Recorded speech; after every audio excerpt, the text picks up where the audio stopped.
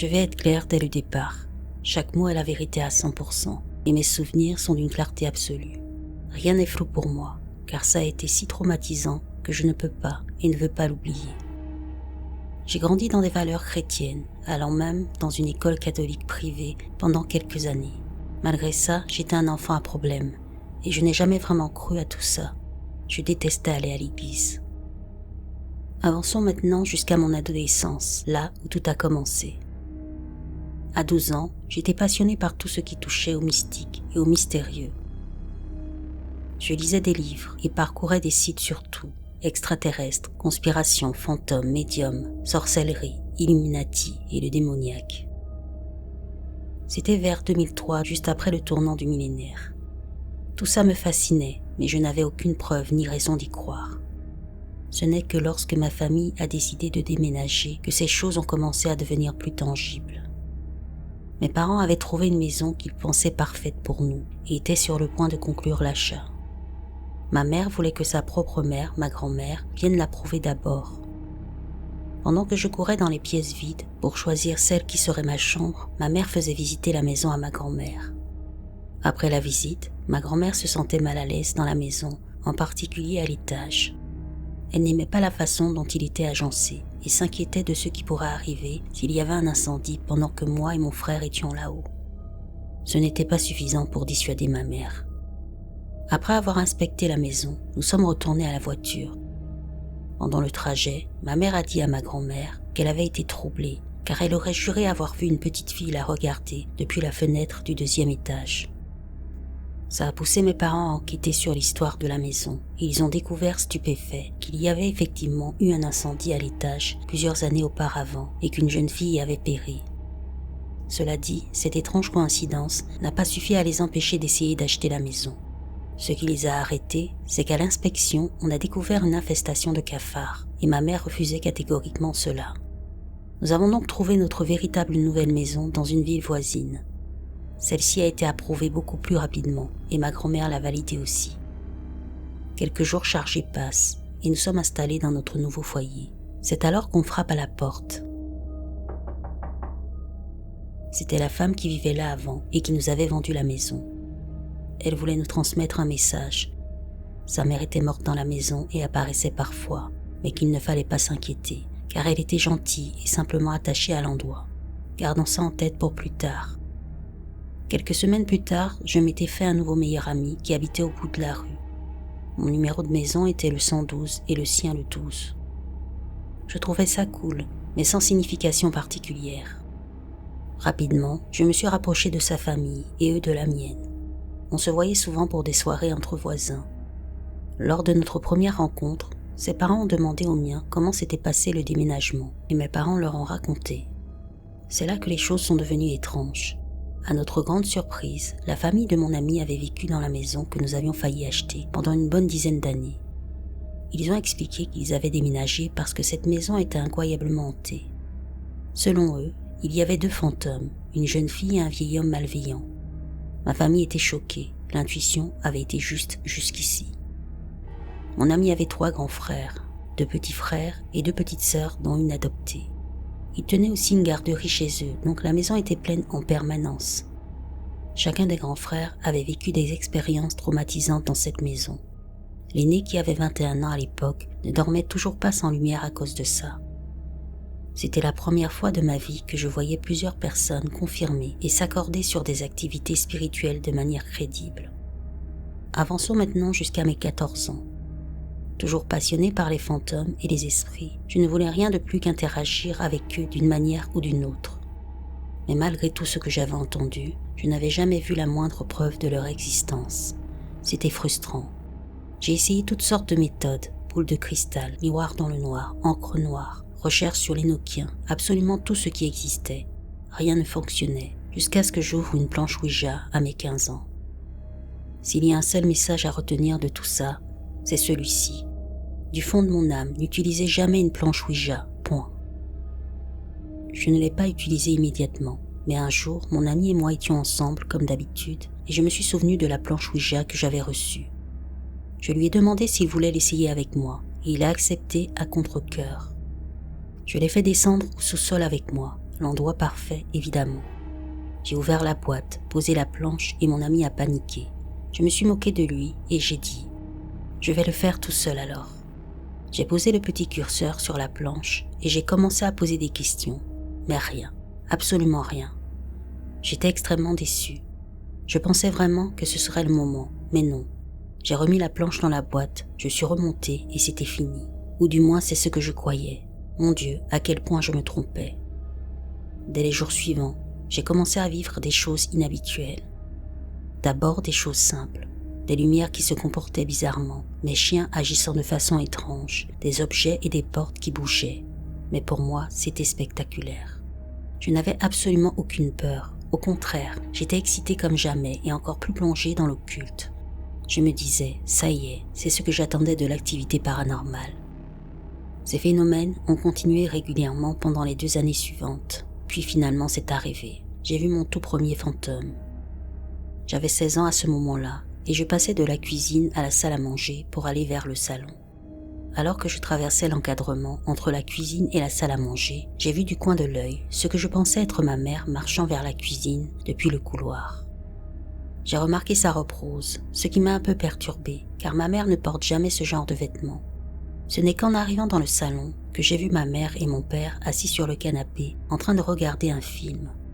Là, j'ai eu un choc. Non seulement ma mère ne portait pas de robe rose, mais elle n'était pas non plus dans le couloir. J'ai immédiatement raconté à mes parents ce que je venais de voir, mais ils ont haussé les épaules et continué leur film. Je n'ai pas insisté car j'étais euphorique. J'avais vu un fantôme. J'ai supposé que c'était la mère décédée de l'ancienne propriétaire. Je l'ai même considérée comme une sorte d'esprit protecteur de la maison, même si je ne l'ai jamais revue. Cet événement a été une mauvaise chose au final, car il m'a rendu plus à l'aise avec l'idée de communiquer avec les morts. J'ai pris son apparition comme un exemple de ce que seraient tous les esprits. Ça m'a poussé à en chercher davantage, mais au cours des 2 années suivantes, les choses ont empiré. J'ai développé une insomnie, certaines zones de la maison devenaient glaciales sans raison. Les portes frappaient encore et encore. L'un des phénomènes les plus dérangeants concernait les appareils électroniques qui fonctionnaient sans électricité. Les lumières s'allumaient et s'éteignaient sans arrêt, et j'ai même eu des télévisions qui passaient en neige blanche et hurlaient au volume maximum. Je les débranchais, mais elles restaient allumées et devenaient encore plus fortes. Ça m'a terrifiée comme jamais. J'en ai encore des frissons en y repensant. Ce n'étaient pas des choses qu'on peut rationaliser. C'étaient des impossibilités pures et simples. Une nuit en particulier, tout a basculé. La peur m'a définitivement envahi. À cette époque, je lisais les livres Harry Potter. J'étais un grand lecteur. J'étais assis sur le canapé de mon sous-sol qui avait été transformé en salle TV, là où beaucoup de choses se produisaient. J'avais une petite lampe flexible pour lire. Je pensais à quel point ces livres étaient géniaux et à quel point je trouvais ridicule que certains les considèrent comme diaboliques. Je te jure que pendant que j'étais dans cette réflexion, l'ampoule a explosé, projetant des éclats de verre sur moi. Heureusement, je n'ai pas été blessé, mais j'ai bondi de peur et j'ai couru hors du sous-sol pour échapper à l'obscurité. Je me suis précipité dans les escaliers, la peur m'a transpercé. J'ai couru encore plus vite, j'ai ouvert la porte du sous-sol et j'ai allumé l'interrupteur du couloir aussi vite que possible. Je te jure encore une fois, l'ampoule du couloir a explosé. Là, je me suis dit, c'est pas possible, ça ne peut pas être réel. Ça s'est reproduit 2 fois dans le salon et 1 fois à l'étage. 4 ampoules au total. Je suis quelqu'un de rationnel malgré tout. Et oui, ça pourrait être un problème électrique, mais tout ce qui s'est passé ensuite dit le contraire. J'ai fini par atteindre ma chambre où tout s'est calmé et où j'ai enfin eu de la lumière. À ce stade, ces expériences me détruisaient mentalement. Mon insomnie empirait. J'étais constamment terrifié chez moi, car les phénomènes se produisaient sans arrêt. Certains étaient devenus si fréquents que je ne réagissais même plus. Avant d'arriver au pire, je vais décrire quelques autres choses du quotidien à cette époque. Quand j'étais au lit, je faisais tout pour éviter de regarder mon placard. Il avait la fâcheuse habitude de s'ouvrir grand, me laissant face à un vide noir. Et avant que tu dises courant d'air, je précise que je le verrouillais ou le bloquais régulièrement. Peu importe ce que je faisais, cette foutue porte s'ouvrait en grand, repoussant tout ce qui la bloquait. C'était tellement fréquent que j'ai essayé de négocier avec ça, lui disant qu'il pouvait faire ce qu'il voulait tant qu'il ne l'ouvrait pas pendant que j'essayais de dormir. j'ai 33 ans aujourd'hui et je t'assure en tant qu'adulte équilibré que ce n'était pas mon imagination. Pas toutes les nuits, mais beaucoup d'entre elles, je sentais quelque chose ramper sur le lit à côté de moi. Pas dans le sens où tu te demandes si tu imagines, mais dans le sens où le matelas à ressort s'enfonçait réellement, comme si une présence invisible rampait juste à côté de moi. Ça me paralysait de peur. Le dernier phénomène que je voyais tout le temps touchait d'autres personnes. À cause de mes problèmes de sommeil, j'étais toujours le dernier à m'endormir. J'ai vu plusieurs fois des gens lever les bras dans leur sommeil, comme s'ils atteignaient le ciel.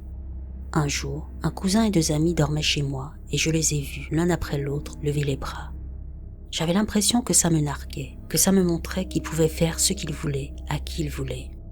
Le pire, c'est quand je dormais sur un matelas gonflable dans la chambre de mon petit frère, de 4 ans plus jeune. Je faisais ça parce qu'à ce stade, j'étais trop terrifiée pour dormir seule. Alors que je somnolais, j'ai vu les bras de mon petit frère se lever dans les airs, sauf que cette fois, il s'est réveillé pendant que ça arrivait. Je l'ai vu réaliser, encore à moitié endormi, ce qui se passait, et il a bondi sur ses pieds, s'est retourné et a couru droit dans le mur, paniqué. J'ai éclaté de rire parce que je n'avais jamais vu quelque chose d'aussi absurde et choquant. La façon dont ses pieds bougeaient comme dans un vieux cartoon, comme Sonic. La couverture qui se froissait sous ses pas et la vitesse à laquelle il a jailli pour foncer dans le mur. Autant dire qu'aucun de nous n'a dormi cette nuit-là. Si tu es encore là, tu comprends que tout ça montait en intensité et devenait de plus en plus perturbant, et c'est là que tout a atteint son sommet. À ce stade, j'étais devenu plutôt courageux, car ces phénomènes étaient si réguliers que je m'y étais habitué. Je pouvais à nouveau dormir seul. Donc me voilà allongé sur le canapé contre le mur du fond de mon sous-sol, là où je dormais et passais la plupart de mon temps. J'avais 3 chiens, dont un petit chihuahua blanc nommé Baby. C'était la chienne la plus timide, la plus douce. Tous ceux qui ont des animaux savent qu'on finit par connaître leur comportement. Je venais d'éteindre les lumières et je m'étais allongé sur le dos quand Baby a sauté sur ma poitrine pour dormir comme toujours. Et là, la chose la plus terrifiante de toute ma vie est arrivée. Baby s'est immédiatement mise en alerte, debout, grognant dans l'obscurité. Elle n'agit jamais comme ça. Son poil était hérissé, ses crocs visibles. Je pouvais sentir qu'elle essayait de me protéger de quelque chose, malgré sa petite taille. Je me suis redressé, en alerte totale, scrutant l'obscurité pendant qu'elle restait plantée sur mes genoux. Puis elle s'est mise à trembler. Sa queue s'est glissée entre ses pattes. Elle a gémi et s'est enfuie. Avant même que je comprenne, mes bras ont été plaqués contre mes flancs et mon dos écrasé contre le canapé. Je voyais assez pour affirmer à 100% qu'il n'y avait rien. Pendant que j'étais maintenue, j'ai eu l'impression d'être enfoncée à travers le canapé, comme si mon âme était expulsée de mon corps. J'étais tellement envahie par la peur que je n'avais plus une seule pensée cohérente, juste du bruit et de la panique. Ça a semblé durer une éternité, mais en réalité peut-être 10 secondes. Dès que cette force m'a relâchée, j'ai bondi en sous-vêtements et j'ai traversé l'obscurité en courant vers les escaliers. C'est ici que je vais être parfaitement clair, parce que c'est précisément la partie que vous ne voulez jamais vivre. Ceux qui pensent que le paranormal et les fantômes s'écoulent n'ont jamais ressenti la sensation que je vais décrire. Je vous le dis, j'ai senti une haine tangible, comme rien de ce que j'avais connu auparavant. C'était la sensation d'une chose qui détestait chaque fibre de votre être et ne voulait rien d'autre que vous détruire jusqu'au dernier fragment, de la manière la plus malveillante possible. C'était inhumain. À cet instant, j'ai compris que l'enfer était réel et que ceux qui m'attaquaient venaient de là. Je n'avais aucun doute. C'était une certitude absolue. C'était le prédateur et j'étais la proie. J'ai couru de pièce en pièce dans la maison et comme auparavant, des ampoules explosaient. Je ne pouvais pas échapper à l'obscurité. J'ai atteint le 2e étage et j'ai fait irruption dans la chambre de mes parents en hurlant. Je le jure sur tout, ils ne se réveillaient pas. Je les secouais, je criais rien. Je suis alors allé vers la seule autre personne présente dans la maison, mon petit frère. Même chose, impossible de le réveiller, comme si j'essayais de sortir quelqu'un d'un coma. Je vous le dis honnêtement, j'avais 18 ans, je me considérais comme un homme, j'avais beaucoup de fierté, mais ça ne m'a pas empêché de sauter dans le lit de mon frère, juste à côté de lui, et de tirer la couverture sur moi. Vous pensez qu'à ce moment-là, j'étais en sécurité? Non, faux. Cette chose a répété exactement ce qu'elle avait fait au sous-sol. Elle a repris le contrôle de mon corps, encore et encore. Je sentais mon esprit se briser et mon âme mourir à l'intérieur même de mon corps. Après la 10e fois, j'étais complètement désespérée. J'étais à 2 doigts de laisser tomber, terrifiée à en mourir. Je vous jure sur mon âme éternelle et sur tout ce que j'aime, au moment même où j'ai prié, tout s'est arrêté net. Depuis, 15 années ont passé et je n'ai plus jamais vécu la moindre chose mentionnée ici, pas même une sensation vaguement paranormale. Tout a disparu. Mais ce n'est pas tout à fait la fin de cette histoire. Le lendemain matin, j'ai essayé d'expliquer à mes parents ce qui s'était passé. Je ne peux pas dire qu'ils m'ont totalement cru, mais ils m'ont au moins écouté suffisamment pour m'aider. J'ai repensé au fait que tout semblait avoir commencé quand j'avais utilisé la planche Ouija. J'ai donc fait une recherche rapide en ligne pour savoir comment s'en débarrasser, parce que je ne voulais plus jamais que cette chose ou ce portail soit près de moi. Internet disait que la seule vraie manière de la fermer était de brûler la planche. Alors le jour même, mes parents et moi l'avons emmenée au foyer extérieur derrière la maison. Je dois avouer que j'ai été rapide à déléguer. J'ai laissé mes parents s'en occuper parce que je ne voulais même plus regarder cette chose. Des années plus tard, en racontant les événements à ma mère, elle m'a révélé quelque chose de surprenant.